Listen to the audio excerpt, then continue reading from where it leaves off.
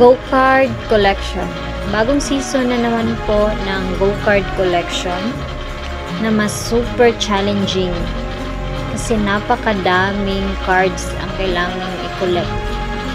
A total of 180 cards.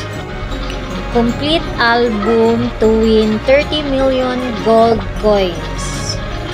At ang tanong, kaya mo bang kumpletuhin ang 180 cards?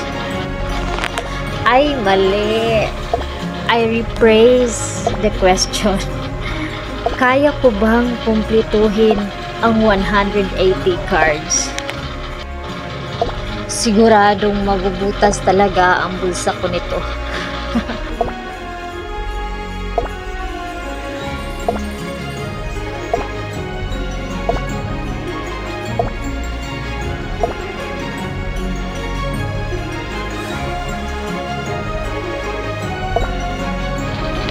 May pa-free card din naman si Tongits Go. Kaya, hindi dapat ma-worry. Ako lang naman talaga yung no-worry. Kasi wala akong money. Treasure Adventure. Isa ito sa gusto ko talaga sa Go-Card Collection. Mamimili ka lang ng treasure chest. May awards na. Pwede kang makakuha ng mga go-cards din. Kung siswertehin. Siyempre may twist ito. Malalaman at malalaman mo kung ano yun.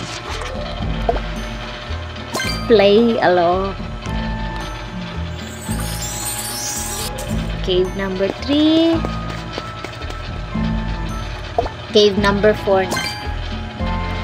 Nakakuha ko ng isang go cards. Cave number 5.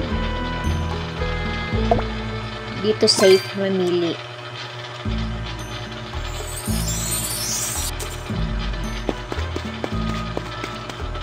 Po tayo ng cave number 6. Ayan na yung may bomba na. Cave number 7. Ay, pick kaya. Bokya.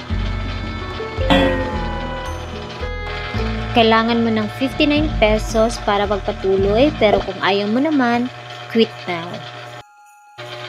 May pa-free cards naman, kaya huwag mabahala.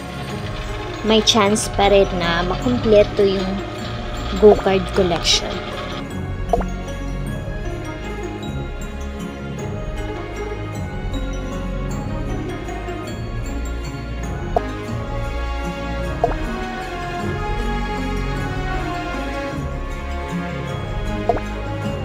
May pa-free talaga, kaya hindi ka talaga ma-zero dito sa Go-Card Collection.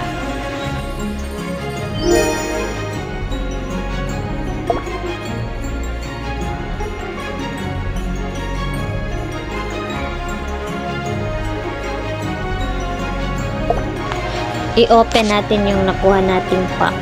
Isang pack na may lamang 3 cards.